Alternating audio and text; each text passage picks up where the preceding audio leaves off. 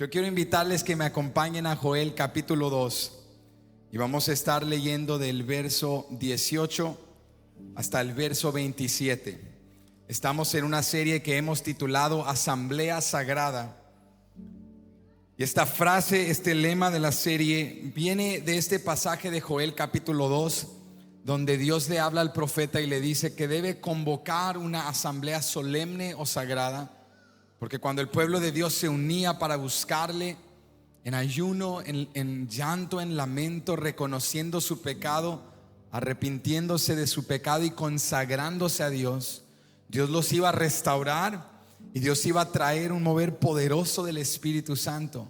Entonces, a la luz de este capítulo estamos aprendiendo qué significa consagrarnos como familias, como iglesia, para que Dios derrame de su Espíritu y su gloria sobre nosotros. ¿Cuántos queremos la bendición de Dios? Joel nos enseña que para poder experimentar la bendición de Dios, no solo me refiero a posesiones o cosas que Dios nos da, y eso es parte de, pero Joel nos enseña que la bendición integral de Dios, el tener comunión con Él, el estar en su presencia, el no vivir en la esclavitud del pecado, requiere que volvamos a Él con todo nuestro corazón. Y por eso hemos llamado esta serie Asamblea Sagrada. Hoy estamos en Joel capítulo 2 verso 18. Cuando tú lo tengas puedes decir amén.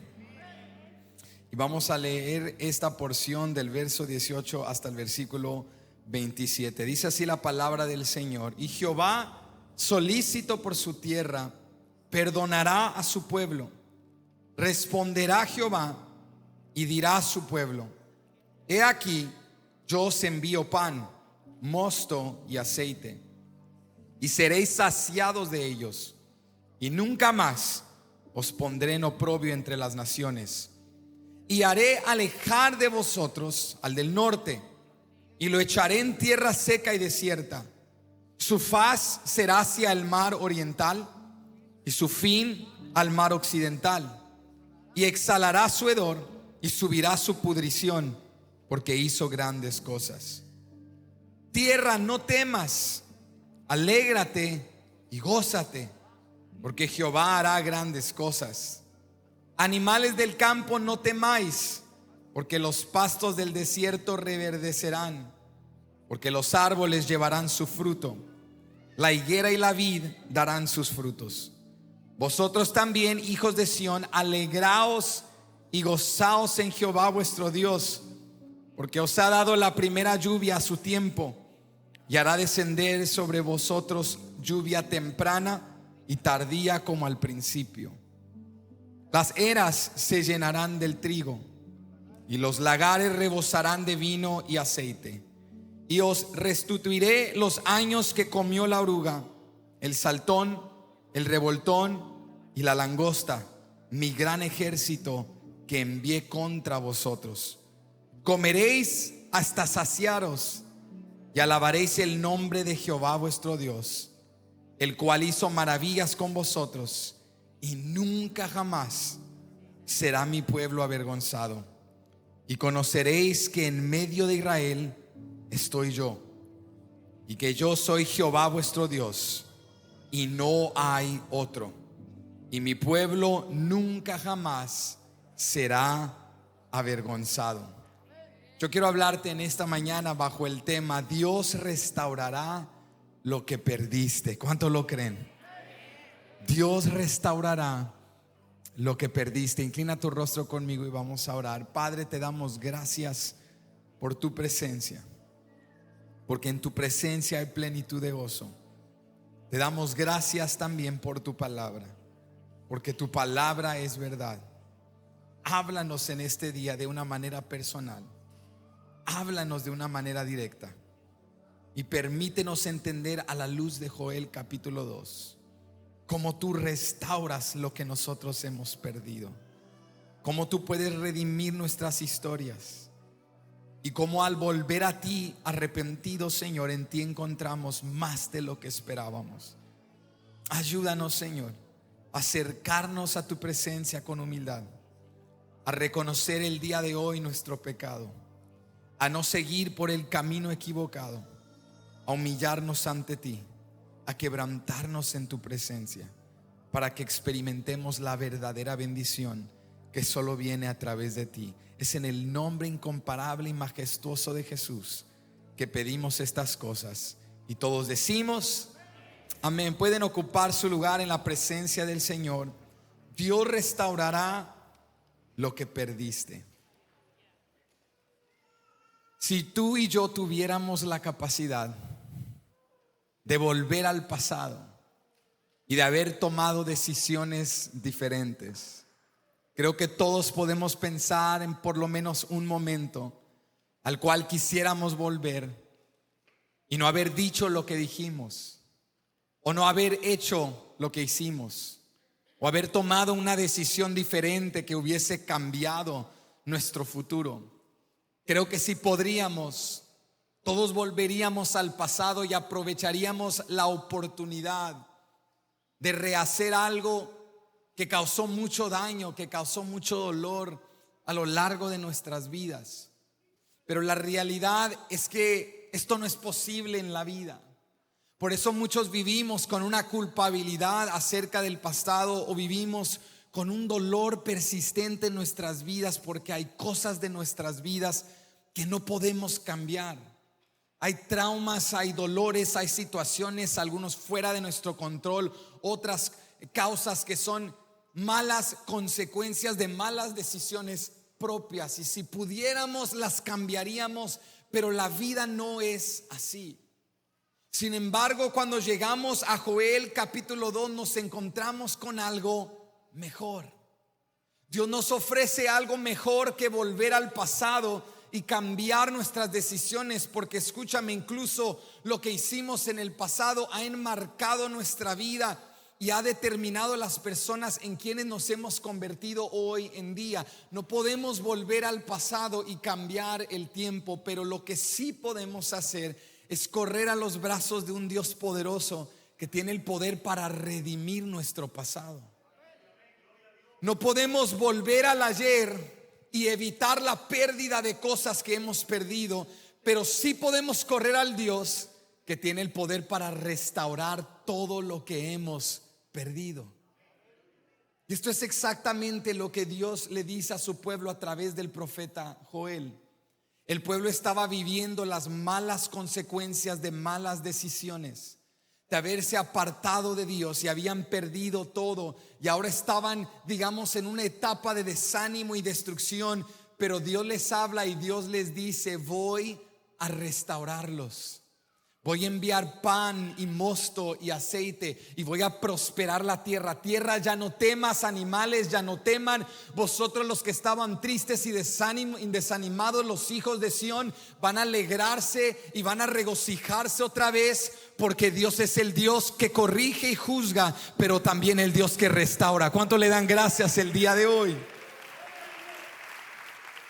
Joel 2 nos enseña que hay una manera, no de rehacer el pasado, pero sí de correr a un Dios que puede restaurar y redimir. Y hay tres cosas que encontramos en esta porción bíblica que nos enseñan lo que significa ser realmente restaurados por Dios. Y lo primero que quiero enseñarte en este día es que si tú quieres que Dios restaure en tu vida lo que perdiste, necesitas dejar de vivir en la destrucción.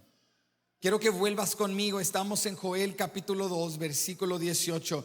Y lo primero que encontramos aquí es que Dios nos llama a salir de la destrucción, a salir de la miseria, a salir del fracaso y el desánimo, a no quedarnos morando allí, a no quedarnos viviendo allí, sino a levantarnos, porque es el propósito de Dios restaurarnos.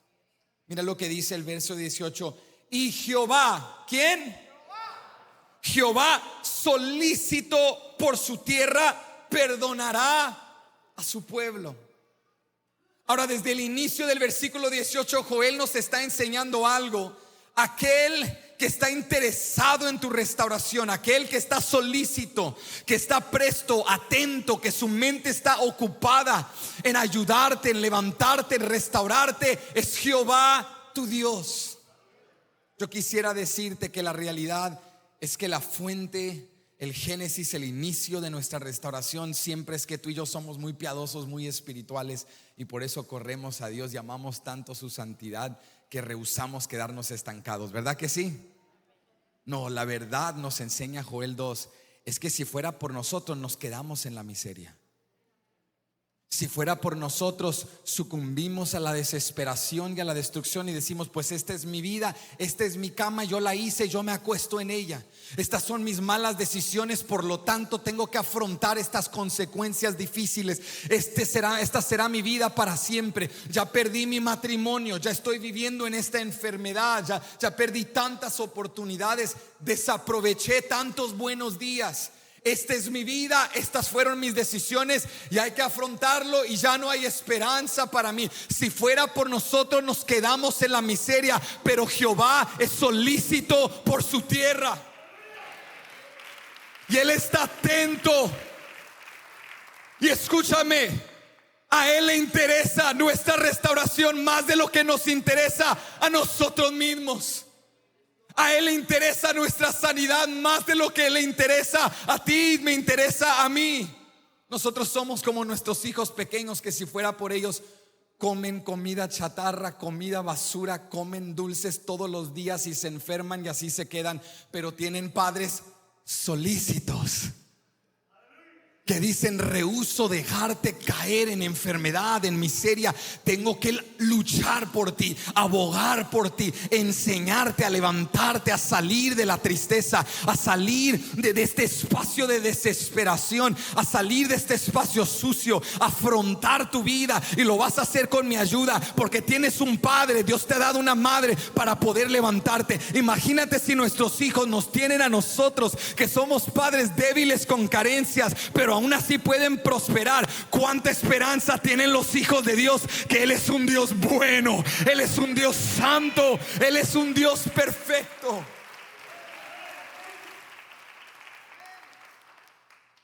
Joel trae esta palabra de esperanza en el momento más oportuno, porque si recuerdas el contexto conmigo, en el capítulo 1 Joel le dice al reino del sur, Judá, que había llegado una plaga de langostas y habían consumido toda la cosecha y todo lo que había en la tierra, y lo que había quedado era hambruna y desesperación y destrucción, y la economía estaba abajo y el pueblo estaba desesperado.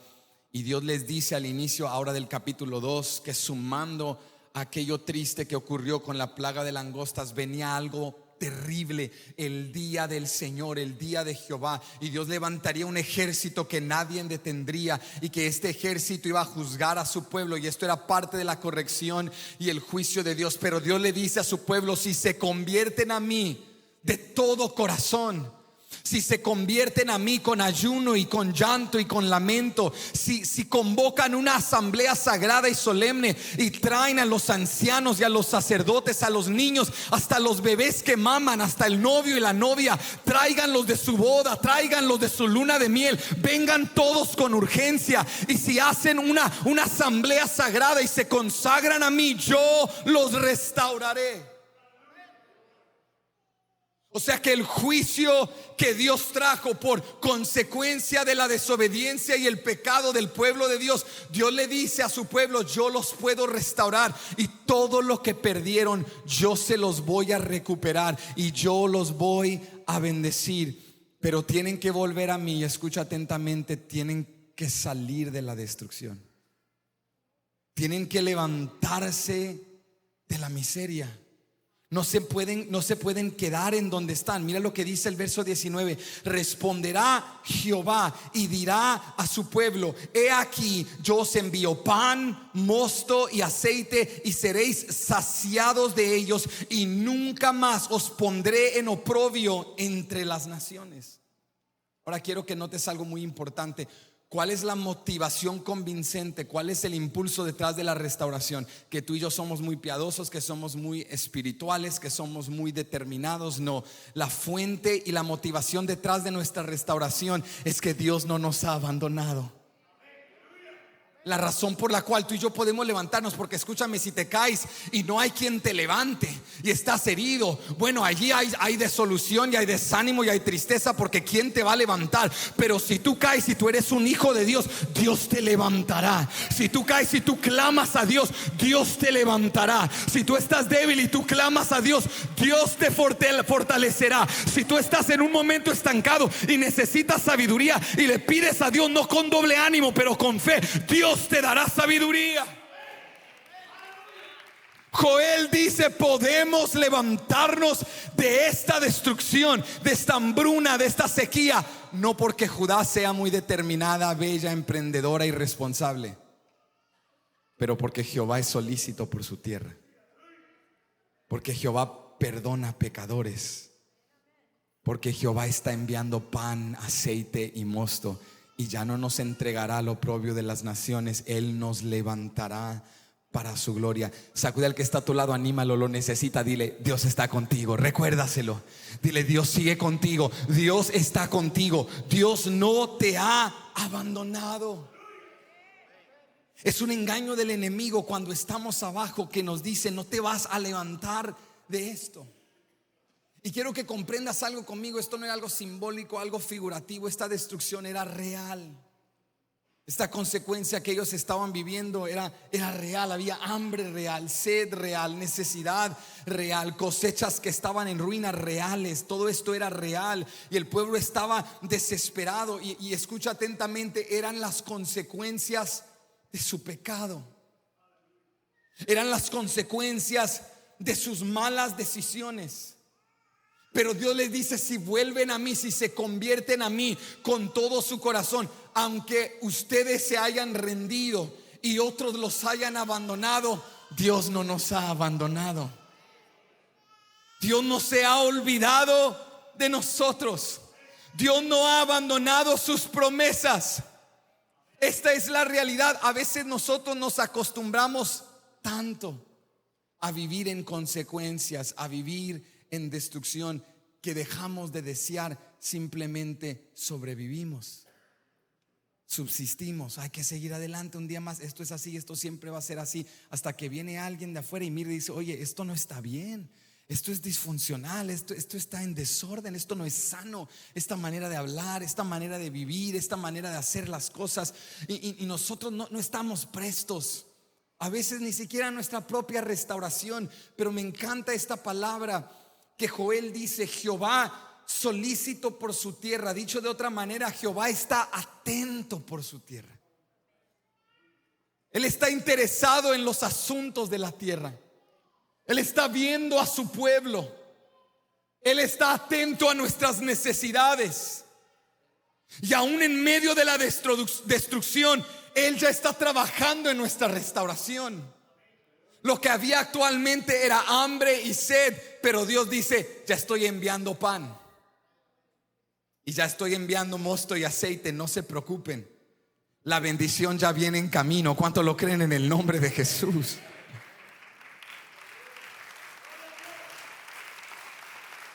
Ahora escúchame, esta bendición no fue el resultado de creyentes que declararon y decretaron y lo quisieron con todas sus fuerzas.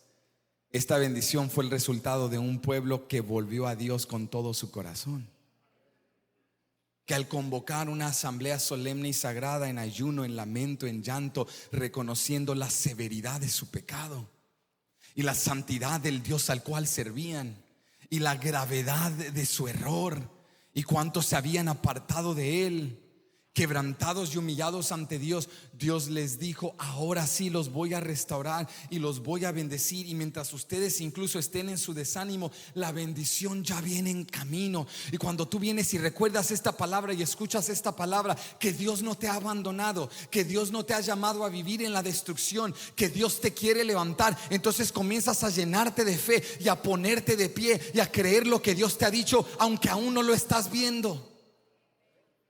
Porque la palabra de Dios te ayuda a ver no lo que es, sino lo que Dios ha declarado sobre ti.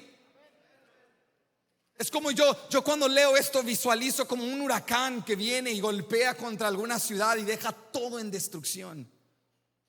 Me imagino que voy caminando por esta ciudad y me encuentro una familia viviendo en lo que era antes su casa, todavía sentados entre los escombros, todavía morando en aquella destrucción, mientras otros se han levantado y han empezado a reconstruir.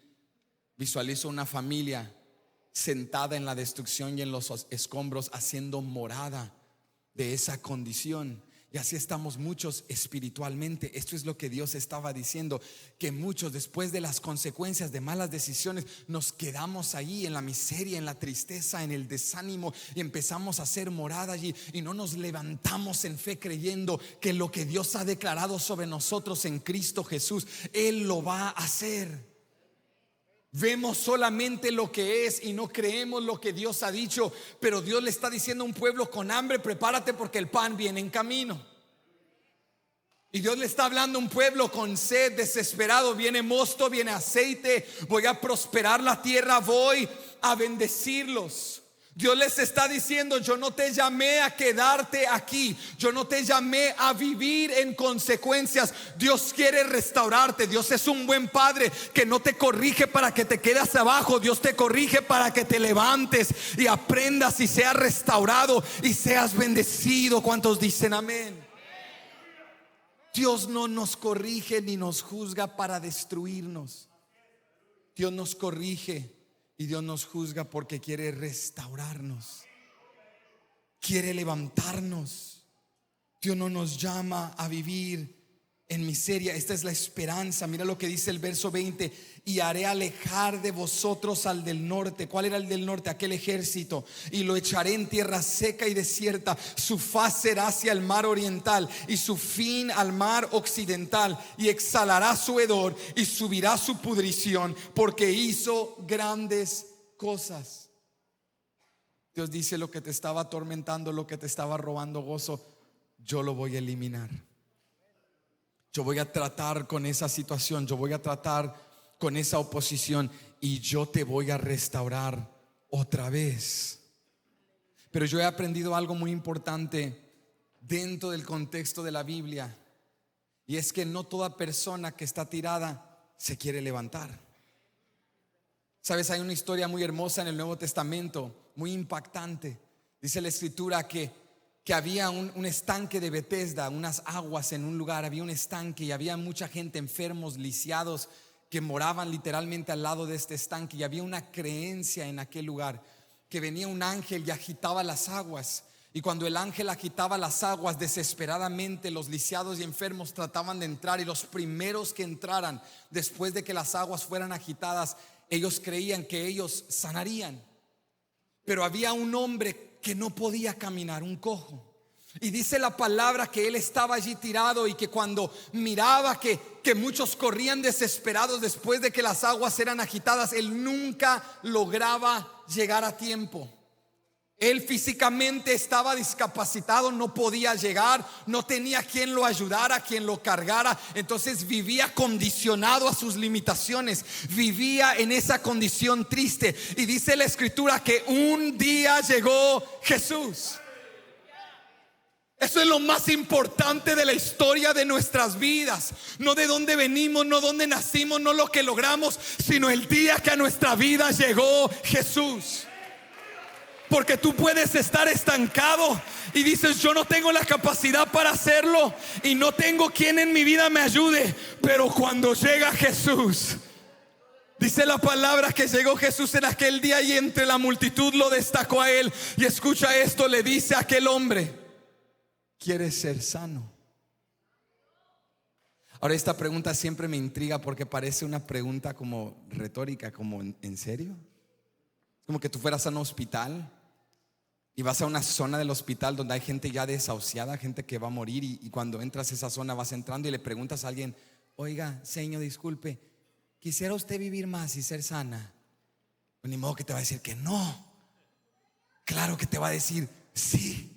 Parece la pregunta de Jesús obvia, pero déjame recordarte algo de Jesús. Jesús no es redundante, Jesús no es repetitivo en vano. Todo lo que Jesús dice lo dice con propósito. ¿Por qué le preguntaría a Jesús a un hombre enfermo que no puede caminar: ¿quiere ser sano? Sí, obviamente lo quiere ser. ¿Sabes por qué le preguntó? Porque implícitamente está esta lección: no todos los enfermos quieren ser sanados. No todos los que están tirados quieren levantarse. Tú conoces a gente así de quien estoy hablando, que están en una situación bien difícil y les extiendes ayuda y dicen que sí, pero cuando llega el momento de ya ponerse de pie, de poner manos a la obra, de tomar acción, de buscar un cambio en su vida, de buscar ayuda, de dejar de hablar como hablan, de dejar de ir a los sitios que van, y te das cuenta, hay gente tirada que no se quiere levantar. Hay gente enferma que no quiere ser sanada. Jesús le pregunta: ¿quieres ser sano? Y el chico le responde como a menudo le respondemos tú y yo a Dios con cosas que Él no nos preguntó. ¿Quieres ser sanado? Y Él le dice: es que no tengo quien me lleve a las aguas cuando el ángel las agita. Ahora Jesús le dice: yo no te pregunté si tienes quien te lleve a las aguas, porque las aguas no tienen poder.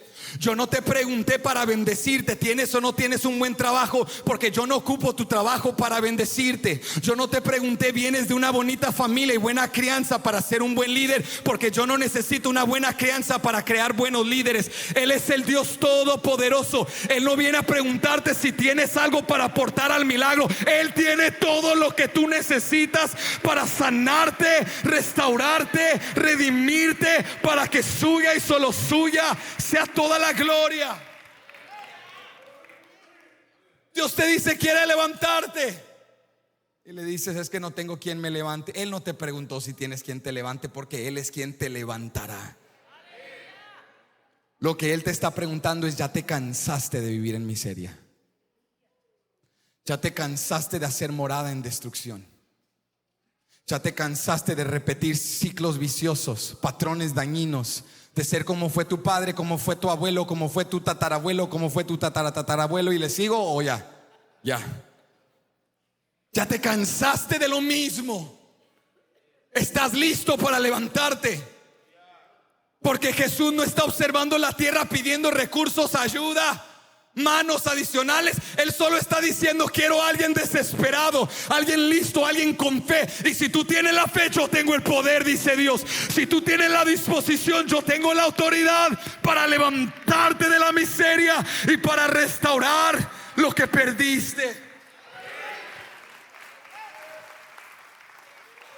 Joel está diciendo al pueblo, la pregunta no es: ¿tienen pan? ¿Tienen mosto y aceite? ¿Tienen las herramientas correctas para empezar a sembrar otra vez en la tierra? Si vuelven a mí con todo su corazón, así dice Jehová, que es solícito por su tierra, que perdona a pecadores, yo envío pan, yo envío mosto y aceite. Es Dios la fuente de nuestra restauración.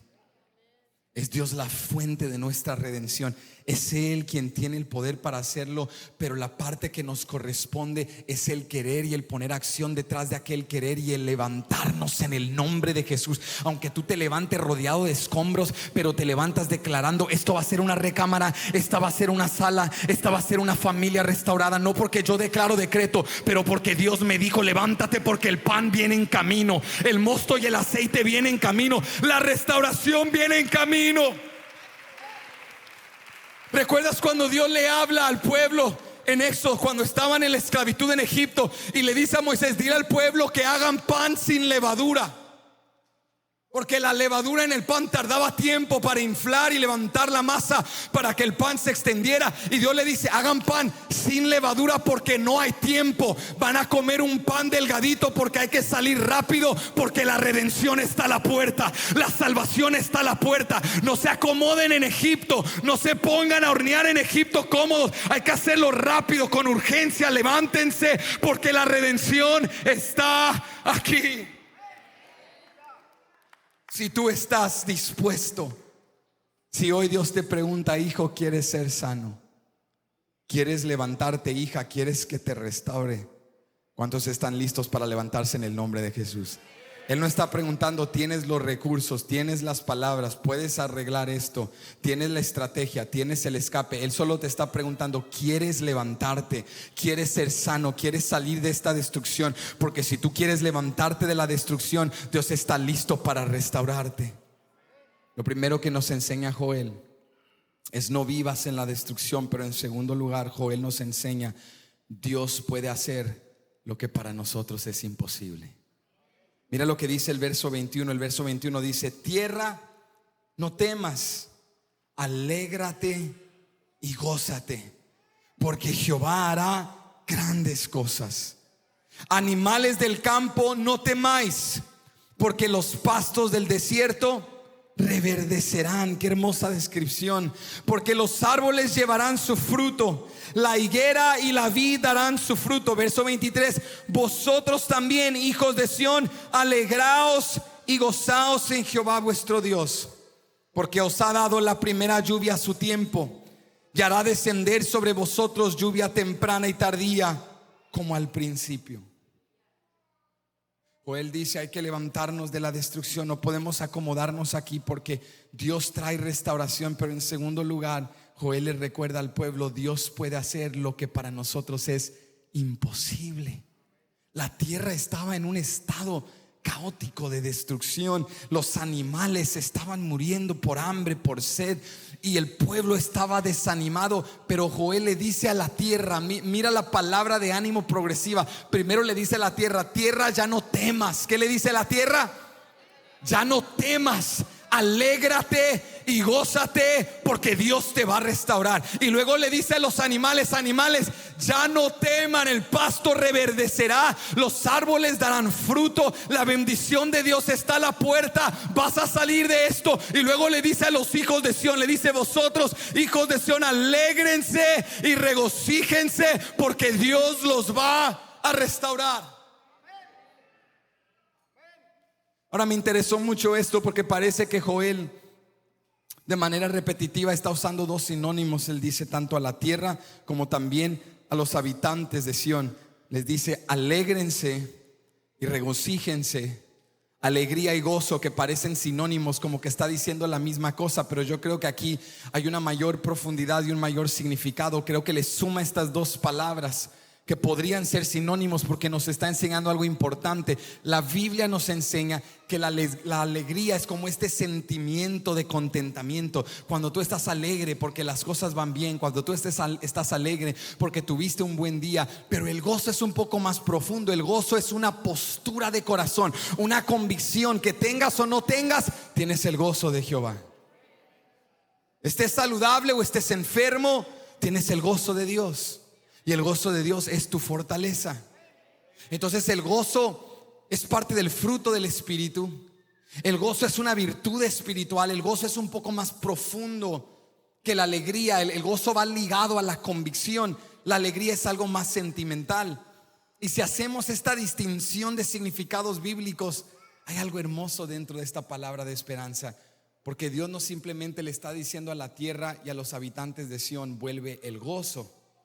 Es decir, vuelve la virtud espiritual, el fruto espiritual de sentirte con esa convicción de que venga lo que venga o pase lo que pase, Dios está contigo. No solo Dios te restaura gozo, Dios también te da alegría. Porque a veces como cristianos no tenemos una creencia errónea, equivocada, que la literatura de sabiduría como el libro de Eclesiastés nos enseña a corregir. Creemos que como cristianos no debemos de ser felices, solo debemos de sufrir y esforzarnos y tratar de superar, así con mucha espiritualidad. Pero la realidad es que Dios nos enseña que la vida debajo del sol es un regalo, y que Él nos llama a disfrutar cada buena dádiva y cada regalo que Él nos ha dado. Que como cristianos debemos disfrutar incluso algo pequeño como un platillo de comida. Amén. ¿Cuántos comelones dicen amén? Porque imagínate, si a Dios no le interesara nuestro deleite, nuestro placer, Él hubiese hecho la comida aburrida. Pero Él nos dio sazón y sabores y toda clase de experiencias para que tú pruebes comidas diferentes, y con cada comida glorifiques a Dios por su creatividad, por su grandeza. Dios no nos hizo robóticos. Dios no nos hizo como animales con instinto animal: come, duerme, reproduce, sobrevive. Dios puso su espíritu dentro de nosotros. Nos ha hecho a su imagen y semejanza. ¿Y sabes qué nos enseña Joel 2? Cuando Dios te restaura, no solo le interesa que tengas virtud y que seas espiritual y que seas fuerte, eso es gozo. Dios también le interesa que seas feliz y que disfrutes tu vida y que recuperes la alegría de ser un hijo de Dios. Eso no significa que los creyentes estamos excluidos del sufrimiento y el dolor. Hay momentos de llanto, hay momentos de quebranto, pero los hijos de Dios podemos decir con toda certeza que han sido más los días buenos que los días malos, que su bondad ha sido más grande que nuestro llanto, que el gozo del Señor nos ha fortalecido por encima de luto, sufrimiento y dolor. No hay nadie que celebra como la iglesia de Cristo. ¿Cuántos dicen amén? No hay nadie más alegre que los que andan por la senda del justo. Que no te engañe el mundo ni la cultura creyendo que los que verdaderamente son alegres son los ricos, o los que andan de vacaciones en vacaciones, o los que tienen tanta prosperidad. Que no te confunda las cosas del mundo y la corriente de la cultura. No hay nadie más feliz que los hijos de Dios. No hay nadie más feliz que los hijos de Dios, porque no es una felicidad humanista que produce el hombre, porque todas las felicidades humanistas son débiles. Así como las creaste las puedes destruir, así como las encontraste las puedes perder, y así como las acumulaste te las pueden robar. Pero el gozo de los hijos de Dios fluye desde su presencia, y Él es inmutable. A Él nadie lo mueve, a Él nadie lo quita de su trono. O Él dice: Dios te restaura no solo gozo, espiritualidad, convicción, fuerza. Dios también te restaura alegría. ¿Cuántos lo están creyendo en este día? Que esta tristeza va a pasar, que este desánimo va a pasar, que esta depresión va a pasar, que esta desesperación económica, ¿cómo la vamos a hacer? Va a pasar. Yo sé que ahorita estás abrumado por tu entorno, abrumado por tu situación, abrumado por tus sentimientos internos que son como una tormenta caótica, pero Dios te va a sacar de esto, y Dios va a restaurar no solo tu gozo, Dios va a restaurar tu alegría. Vas a sonreír otra vez, vas a cantar otra vez, vas a alegrarte en Jehová tu Dios otra vez. Tú sabes de lo que estoy hablando cuando te tocan unos de esos días. Son escasos, pero suelen ocurrir. Que te tocan unos de esos días que tú dices: este día fue casi perfecto. El clima hermoso, el sol, ni tan caliente ni tan frío. Bueno, aquí en Texas no siempre, ¿verdad? Pero hay que soñar, hay que recordar cómo era en los otros tiempos. Pero tú recuerdas ese día cuando el clima era hermoso, tu familia estaba en armonía, salieron como familia, los niños no se portaron mal, nadie se peleó, tú y tu esposa todo romántica, hasta tus niños no se besen. Ew, dad, mom. Hey, este amor los creó. Y tú cerraste aquel día, llegaste a cama, te acostaste y dijiste: Señor, este día fue un día tan hermoso, tan bello, todo en armonía. Este día fue un regalo, y sentías una alegría. ¿Cuántos han experimentado esa clase de días? Hay algunos tristes que ni uno. No te estoy diciendo todos los días, no es así todos los días, pero te estoy diciendo: Dios te brinda algunos de esos días. Amén. Y tú cierras con esos días, dices: wow, qué día tan hermoso, qué bello es ser alegre en el gozo del Señor y tener la bendición de Dios. Joel está hablando a un pueblo que desea y llora por esto, porque están en un momento de destrucción y desánimo. Y Joel les dice: Dios te va a restaurar esos días. Dios te va a restaurar esa alegría otra vez. A veces te levantas todos los días y todo es oscuro y todo es sombrío y todo es tristeza y todo es desánimo, y creemos equivocadamente: cuando circunstancias cambien, entonces mi alegría volverá. Pero Joel nos está diciendo: la alegría del Hijo de Dios no es circunstancial. La alegría del Hijo de Dios es posicional. Aunque mi circunstancia no amerita alegría, yo soy un hijo de Dios, tú eres una hija de Dios, y Dios hoy te va a restaurar esa alegría. Dios hoy te va a restaurar ese gozo. ¿Cuántos lo reciben? ¿Por qué? ¿Por qué vamos a sonreír otra vez? Porque somos positivos, porque lo declaramos, porque lo decretamos. No, vamos a sonreír otra vez, porque el Dios que corrige, el Dios que juzga, es también el Dios que restaura, y el Dios que edifica, y el Dios que reconstruye. Él le dice Joel al pueblo: nos va a reconstruir otra vez. Él nos va a restaurar. No ignoremos la realidad de que la plaga de langostas del capítulo 1 no fue mala suerte. No fue algo que pasó así por así. La plaga de langostas, Dios la envió. ¿Quién la envió, iglesia? Dios la envió. A veces lo que estamos viviendo es por un mundo caído. A veces lo que estamos viviendo es por malas decisiones de otros y nosotros somos por consecuente afectados. Pero en muchas ocasiones lo que estamos viviendo es el resultado de nuestro pecado y nuestras malas decisiones. Podemos ser autorreflexivos y honestos. A veces lo que estamos viviendo es culpa nuestra. Y Dios en su soberanía no solo permite, a veces Dios en su soberanía envía corrección. Una situación difícil, una enfermedad, una pérdida de un trabajo, un momento de reto en nuestra vida. Y no es que Dios sea malo y no es que Dios sea desinteresado. Es que Dios nos ama demasiado como para dejarnos seguir en un camino equivocado que nos va a llevar a la destrucción. El gran rey salmista David le dijo a Dios: tuviste que herir mis huesos para salvarme, porque era necio, porque estaba en mi pecado, estaba enceguecido por el pecado. Tuviste que herir, quebrar mis huesos para que yo recapacitara y volviera a ti. Pero ahora que vuelvo a ti, restaura el gozo de tu salvación en mí. Queda en mí un corazón limpio.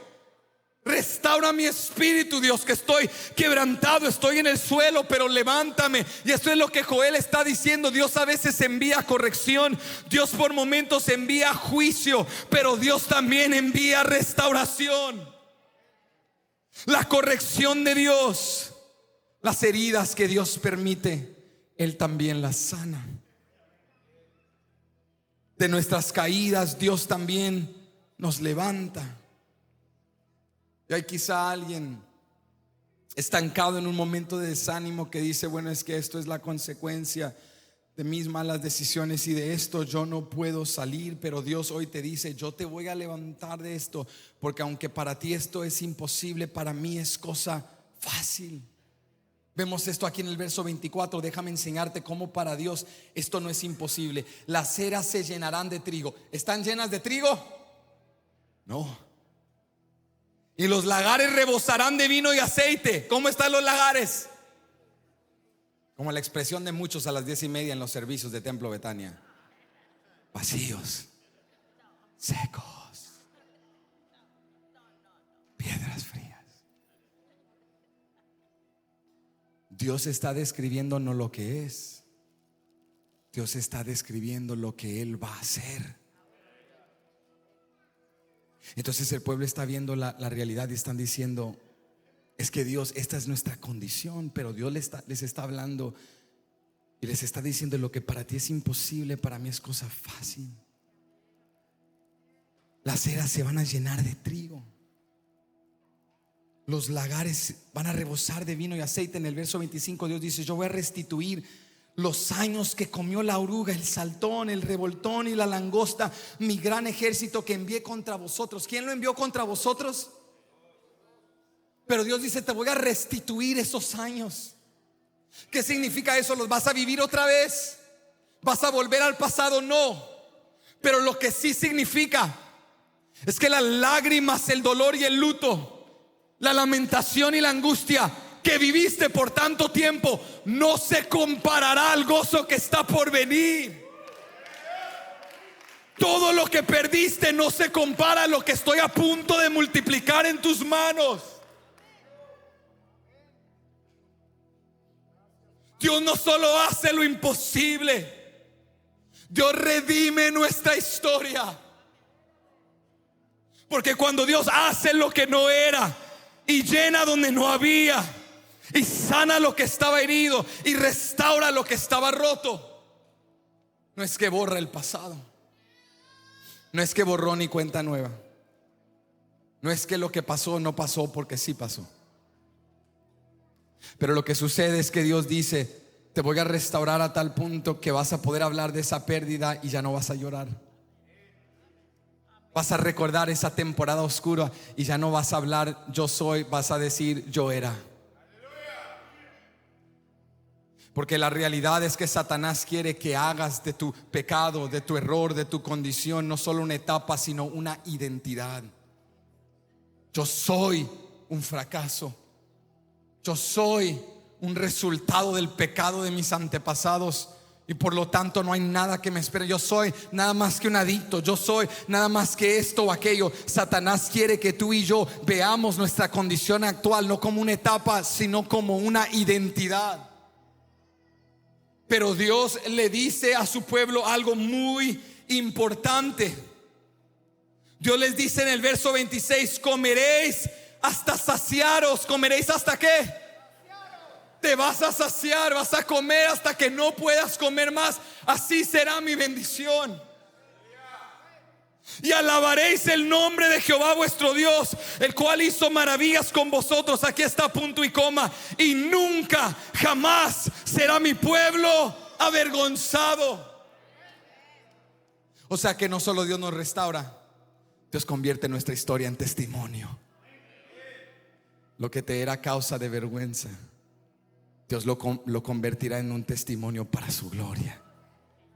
Vas a poder decir como Pablo. Pablo no encubría su pecado. Pablo no decía: yo soy misionero de Cristo, punto y nada más. Pablo decía: yo soy el primero, el mayor entre los pecadores, porque yo era, ¿el qué? Yo era perseguidor de la iglesia. Yo era un pecador celoso por la ley. Había hecho un ídolo de la ley. Yo amaba la religión. Yo creía estar bien, pero estaba mal. Eso es quien yo era. Pero a ese pecador, a ese principal, no apóstol sino pecador, aquel primero de los pecadores, el que no merecía ser partícipe, ahora yo soy hijo de Dios, ciudadano del reino de los cielos, seguidor de Cristo Jesús, porque esto es lo que Cristo hace.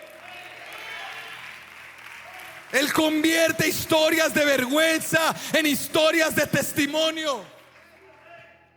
Israel, Judá, que lo habían recibido todo en Dios, ahora Judá lo había perdido todo. Y entre ellos había no solo culpabilidad, escucha esto, entre ellos había vergüenza. Porque habían perdido su dignidad como pueblo, porque las naciones paganas los miraban y les decían: mira al pueblo de Jehová, Dios de Israel, el Dios de los hebreos, mira cómo están. Lo han perdido todo. Se llenaron de vergüenza. Habían perdido su dignidad.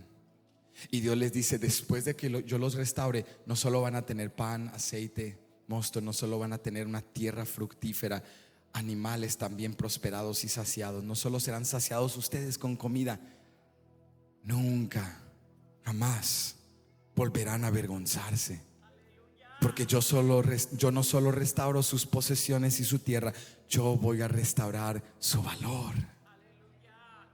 Yo voy a restaurar su dignidad.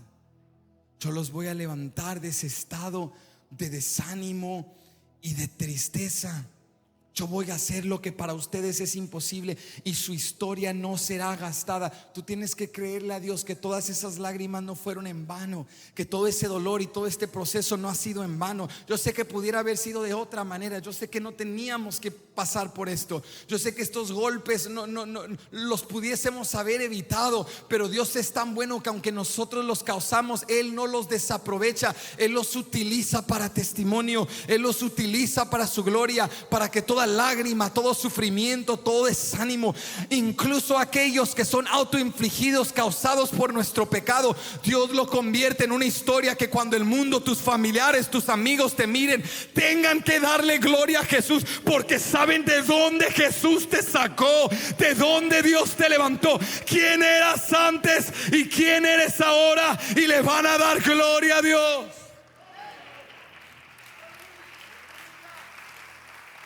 Joel nos enseña a no quedarnos en la destrucción, a vivir ahí, a levantarnos en el poder de Dios, porque Él es solícito para restaurarnos.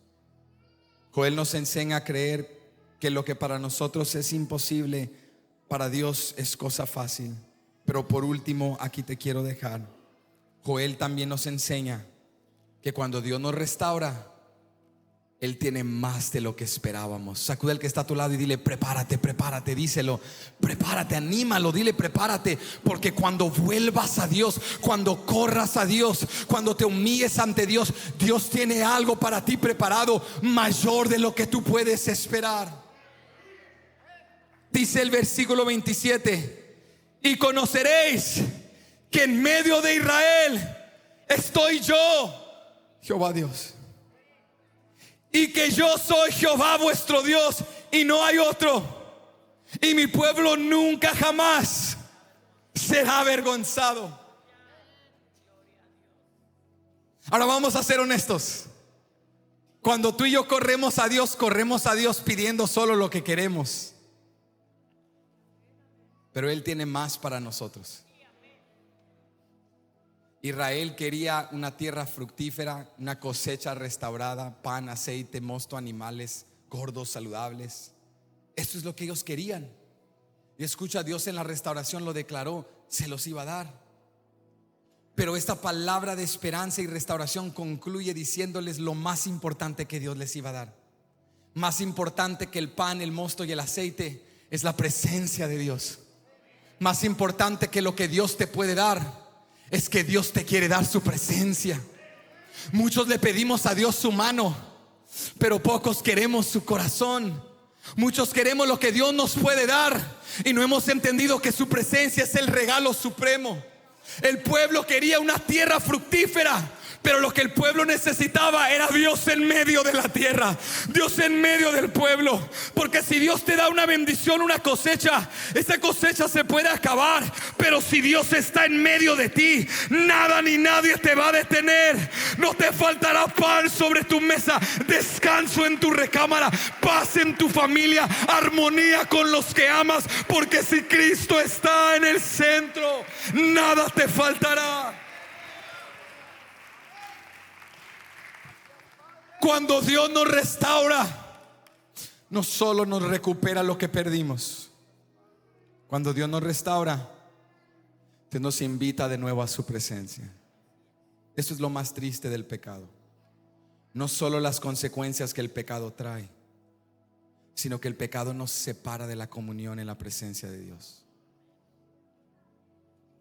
Y para muchos de nosotros este es el factor que no tomamos en cuenta, y esto no es lo que impulsa nuestra restauración. Lo que impulsa nuestra restauración es Dios envía el pan. Envía el pan. Dios envía la bendición, por favor. Ya no queremos vivir así.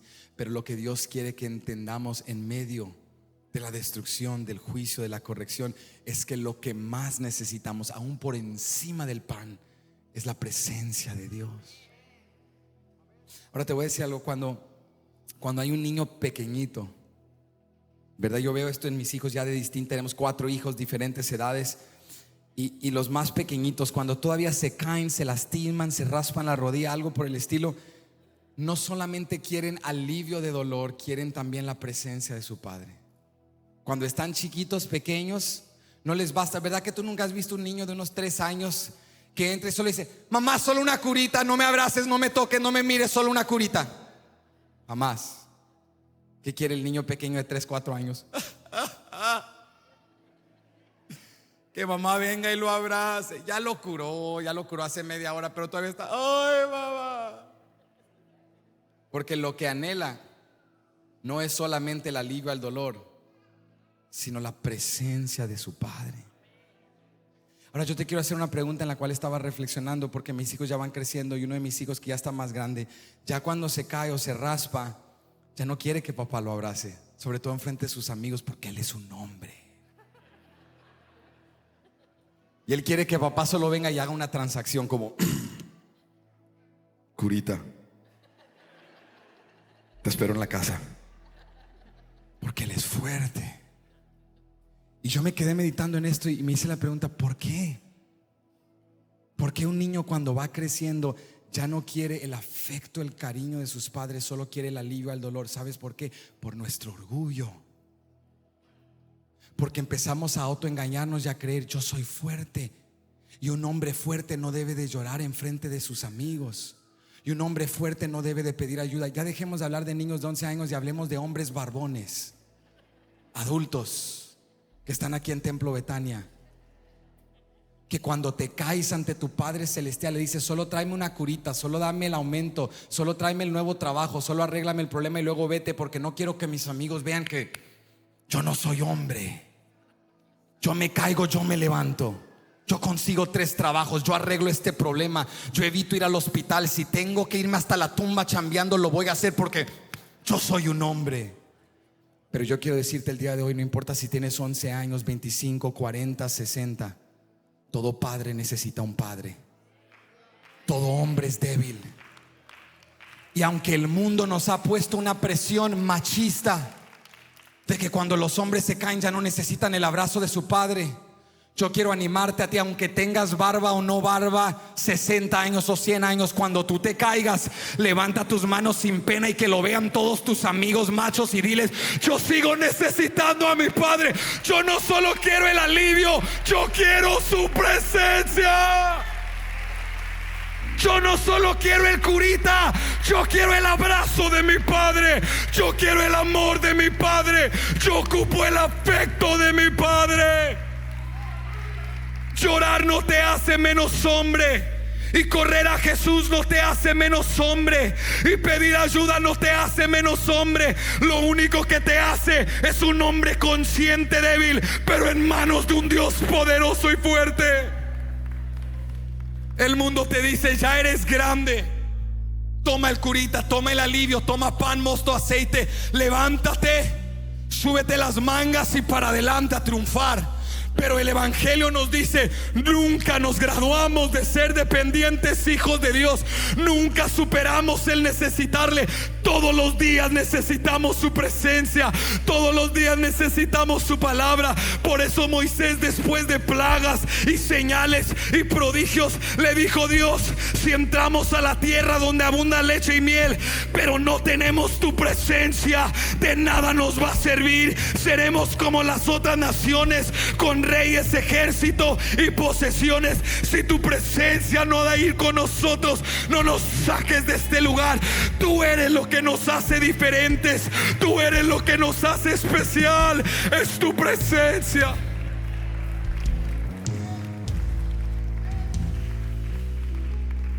Le harás bien a tus hijos enseñarles que cuando un hombre cae, no se las arregla solo,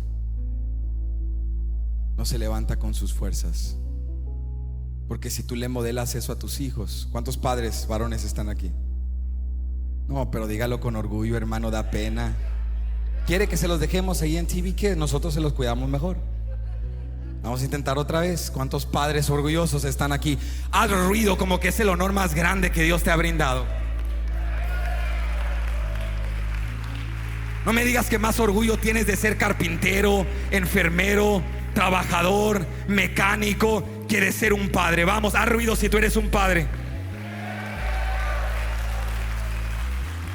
Le hacemos un gran mal a nuestros hijos cuando el modelo que les plantamos es esto: cuando tú te caes, tú te levantas. Cuando tú te caes, tú eres un hombre, tú no lloras, tú eres fuerte. Los estamos preparando para fracasar, porque no es si, es cuando ellos caigan. Van a tratar de hacer lo que tú hiciste y no nos autoengañamos. Tú y yo sabemos que no somos tan fuertes como pretendemos serlo. Tampoco lo serán ellos. Este es el modelo que ellos necesitan. No si, sino cuando caigas, corre al Dios que es fuerte, no solo para levantarte, es bueno para también abrazarte, para amarte, para decirte: aunque tú eres papá, aunque seas abuelo, tú sigues necesitando un padre. Y aquí está tu Padre celestial: yo te levantaré. Dios concluye esta palabra de esperanza y le dice a Judá: yo, Jehová su Dios, estaré en medio de vosotros.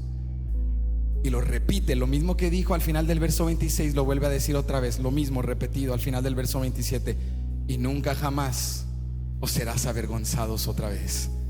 Ya no se van a avergonzar. ¿Por qué? Porque ya se levantaron. No, ya no se van a avergonzar. ¿Por qué? Porque ya tienen mucha posesión. No, ya no se van a avergonzar. ¿Por qué? Porque ya triunfaron. No, no se avergonzarán jamás, porque Jehová su Dios está en medio de vosotros. Porque Dios está para defenderlos, para levantarlos, para fortalecerlos.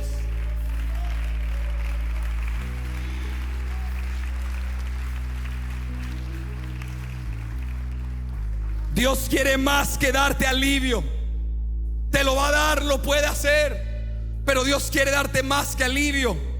Dios quiere darte su presencia. Y yo me pregunto si en Templo Betania hay alguien agradecido que reconoce: quizá perdí mucho, pero no lo perdí todo, porque todavía tengo su presencia. Quizá sufrí mucho, pero no lo he perdido todo, porque todavía tengo su presencia. Quizá mi hogar está en desorden, pero aún tenemos a Jesús. Quizá estamos pasando necesidad, pero elegimos hoy venir a la casa de Dios. Quizá no lo tenga todo, pero todavía tengo su presencia. Yo quiero invitarte que cierres tus ojos en este lugar.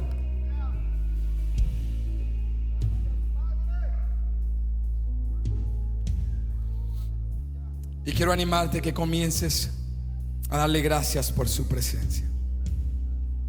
No la merecemos, no merecemos este acceso, pero por eso el Padre envió a su Hijo Jesucristo, para darnos no mejora, sino para darnos sobre todo acceso a su presencia.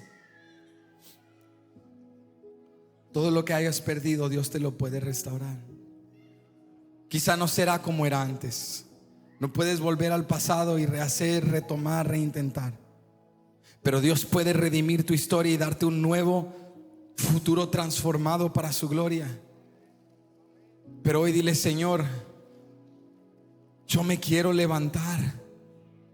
No quiero hacer como aquel hombre al estanque de Betesda, mirando aguas agitadas, esperando que la cultura, que el gobierno, que alguien más, que otro trabajo me arregle este problema. Yo me levanto hoy. Yo no quiero quedarme aquí en esta destrucción. Yo no quiero morar en esta miseria. Yo me levanto, Señor. Yo creo que lo que para mí es imposible, para ti es fácil. Y yo hoy he entendido que el regalo supremo que me has dado es tu presencia. Hoy no dejaré que la vergüenza o la pena me limiten, me impidan como obstáculo deleitarme en tu presencia, recibir aquel afecto y cariño con el cual me restauras. Hoy yo reconozco mis debilidades, mis flaquezas, y entiendo que aparte de mi edad, mi trasfondo y mi habilidad, yo te sigo necesitando, Dios.